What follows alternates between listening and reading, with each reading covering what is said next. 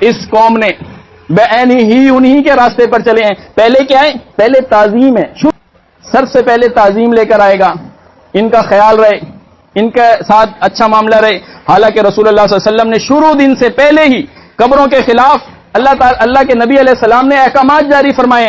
رسول اللہ صلی اللہ علیہ وسلم نے فرمایا کہ ان یجسس القبر وان یبنى علیہ وان یقعد علیہ. اللہ کے نبی علیہ السلام نے منع فرمایا ہے کہ قبر کو پکا کیا جائے, قبر کے اوپر مجاور بنا جائے اور قبر کو اونچا کیا جائے. اس سے رسول اللہ صلی اللہ علیہ وسلم نے منع فرمایا ہے.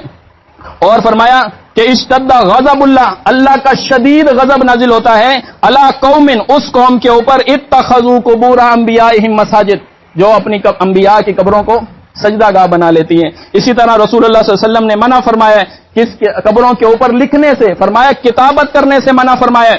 اور اسی طرح رسول اللہ صلی اللہ علیہ وسلم نے قبروں کے اوپر چراغ اور شمعیں جلانے سے منع فرمایا ہے.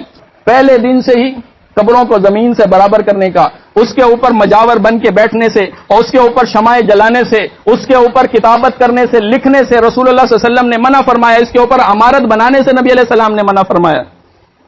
پہلے دن سے اللہ کے نبی علیہ السلام نے یہ تعلیمات جاری کی ہیں. لیکن ہماری یہ قوم ہے, اس قوم کے اندر شخصیت پرستی اس حد تک چلی جاتی ہے کہ پھر یہ ان کے بت بنا لیتے ہیں, پھر ان کی تعظیم کرتے ہیں اور ان کو آگے پروان چڑھا دیا جاتا ہے. امیدیں وابستہ کر لی جاتی ہیں. ایک محکمہ بنا ہوا ہے, صوبائی حکومت اس محکمہ اوقاف کو چلاتی ہے. وہاں سے جو چندہ اکٹھا ہوتا ہے اس کی بنیاد کے اوپر یہ محکمہ اوقاف چلتا ہے. پورا ایک نظم بنایا ہوا ہے.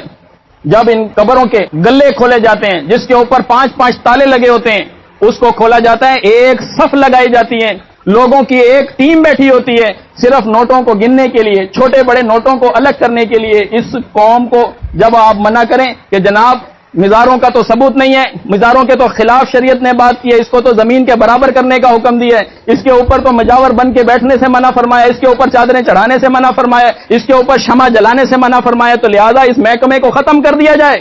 اس محکمے کا کام ہی کوئی نہیں ہے, اس کے علاوہ کوئی اس کے علاوہ محکمے کا کام ہے دوسرا محکمہ بنایا جائے. یہ محکمہ اوقاف, یہ مزاروں کی کمائی کھانے والا, اس کو بند کر دیا جائے. وہ کیسے بند کریں؟ وہ جو آمدنی آتی ہے, وہ جو روپیہ پیسہ ملتا ہے, وہ جو ٹکڑے کھائے جاتے ہیں اس کے اوپر, ان کو کون رد کرتا ہے؟ جبکہ اصلاً تو رسول اللہ صلی اللہ علیہ وسلم نے یہ فرمایا تھا کہ من احدث فی امرنا ھذا ما لیس فیہ فہو رد. جو کام ہم نے کیا ہی نہیں ہے, جو کام ہم نے نہیں کیا وہ مردود ہے. وہ کام رسول اللہ صلی اللہ علیہ وسلم نے کون سی قبروں کا مجاور بنایا ہے؟ کس کو بھیجا ہے؟ کس کو بولا ہے یہاں مجاور بن کے بیٹھ جاؤ؟